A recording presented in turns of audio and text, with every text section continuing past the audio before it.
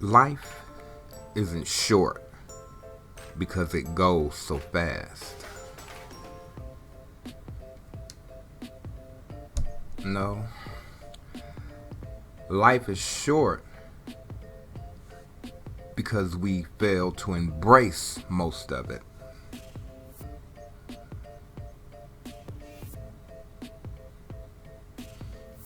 When you talk to people about the past, you'll notice memories are usually fragmented.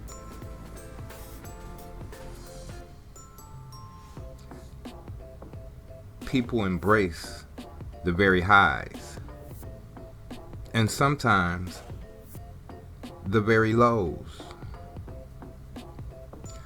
but they always seem to lose the in-betweens, the mundane, the uneventful mediocrity.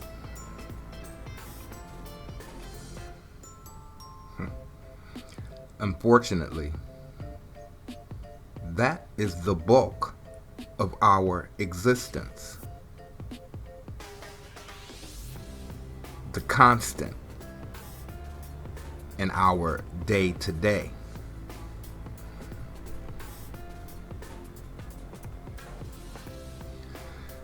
When people say don't forget to stop and smell the roses, this is what they should be talking about.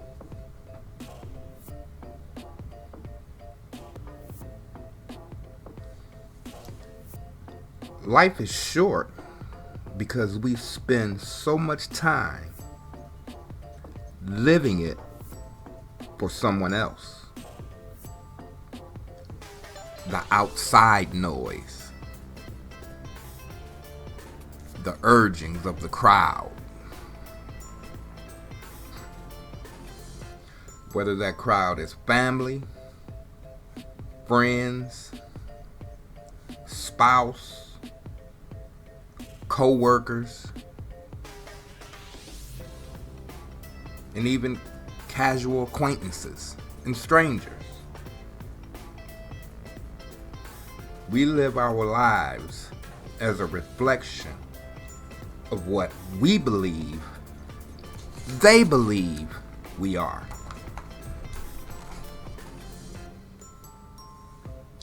We create this image that looks like us and even sounds like us, but is as far away from our true self as light is to dark.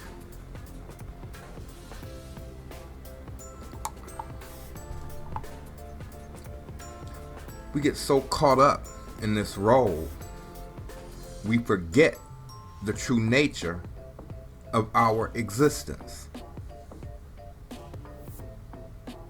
We become the hamster on the wheel, moving rapidly through life, but going nowhere.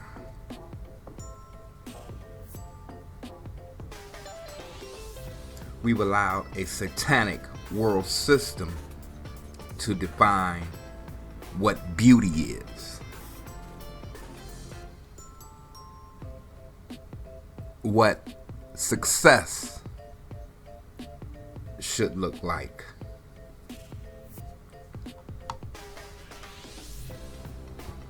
What kind of car we should drive. What clothes we should wear.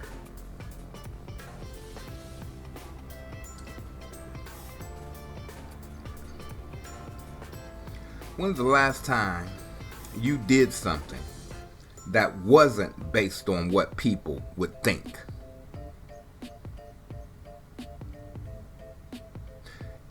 And even in that, even being carefree enough to follow your own drum becomes ho-hum when it's done deliberately.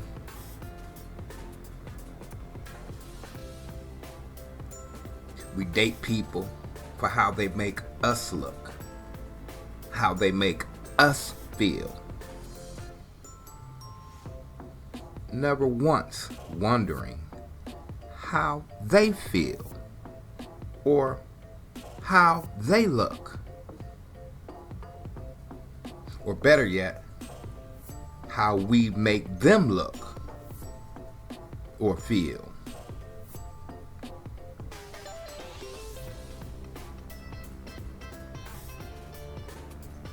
We don't even consider that they're dating someone who hasn't been their natural self since childhood. What I'm saying is, when we meet someone, we're not meeting that person. We're meeting that person's representative. Everything is good.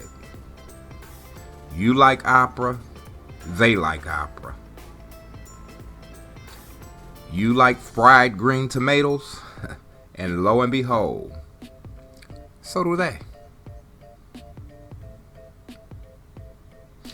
Somewhere between this farce and reality, you meet the real person.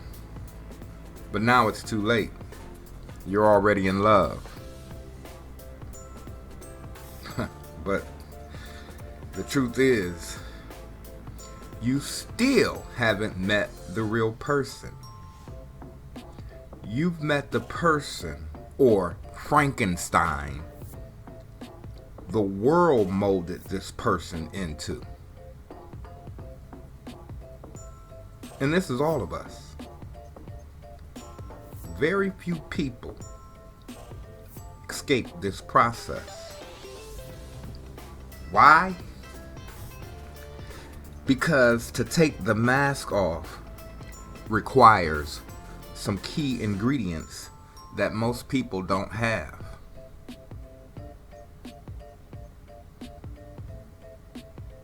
And the first one is honesty. I mean real honesty.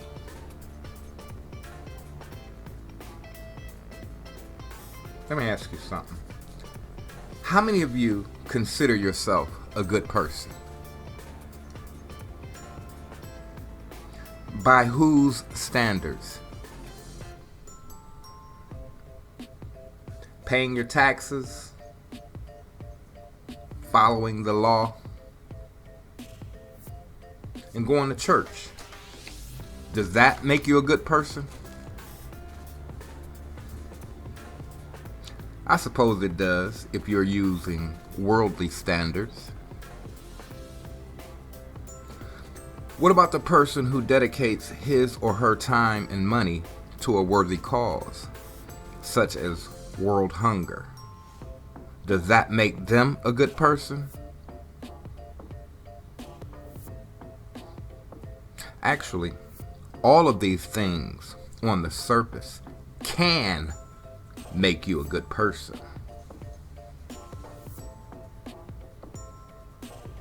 But really, being a good person is a state of mind. It doesn't only happen when there's an audience. A good person is a good person even when they're alone and no one can see them. So, the first step to relocating the real you is establishing what kind of person you are. You'll never clean yourself up if you never recognize you're dirty.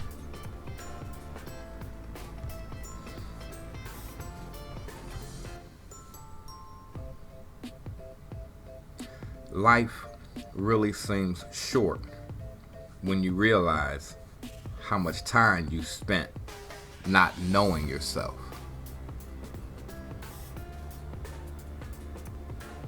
The most important resource on our planet, bar none, is time. Most of us take time for granted, and that is the single biggest mistake we make in life. You can make up for a lot of things: money, mistakes, material possessions, but you can never recoup time. The things we didn't say, or did say, that we never corrected. The visit we didn't make. The phone call we ignored. Time doesn't have the capacity to forgive. It just is. And as far as we know, it moves in one linear direction, always forward. The value time has can't be quantified in money.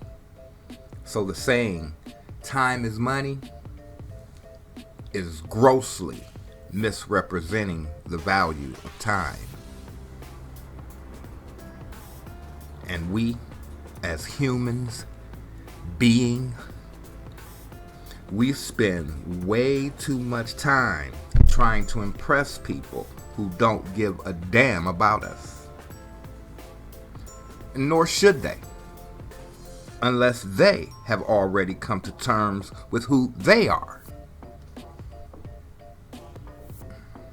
You see, the standards for living we've adopted during our indoctrination into this society simply aren't good enough. They don't vibrate high enough. And as such, keeps us locked into this endless cycle of despair. We base happiness and success on material gain, even though everything in our spirit, everything in nature goes against this model. Your spirit or soul craves good vibes, positive words, sunshine, rain, birds chirping, a dog's tail wagging, the smile on a happy baby early in the morning. These are the things that make the soul happy. These are the roses we should be smelling. But we can't. We're too busy trying to make a living, but also too busy to live. Vacations are wonderful, but we even make those into a competition.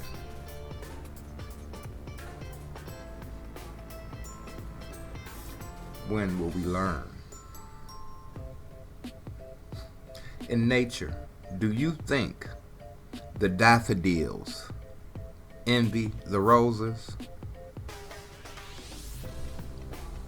Absolutely not. They stay in their own lane and they're cool with that. We could learn a lot about life if we took the time to admire nature. A tree will shade you from the sun for an entire summer without one complaint. Because the tree truly appreciates just being here. Something we take for granted. Do you realize 6,000 people die every hour? We could easily be included in that number. Yet, how many of us are truly thankful for waking up every day?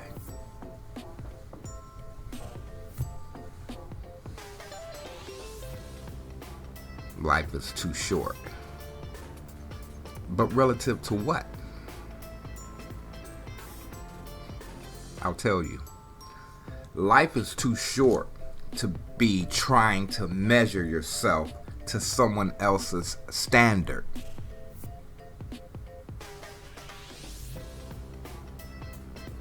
Some people would rather be miserable and rich rather than happy and poor.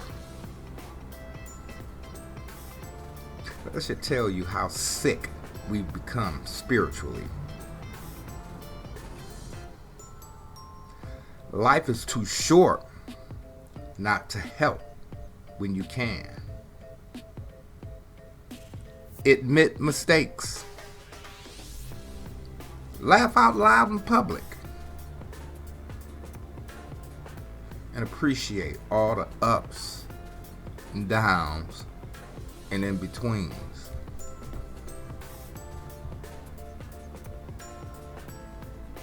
Life is for living, loving, and learning.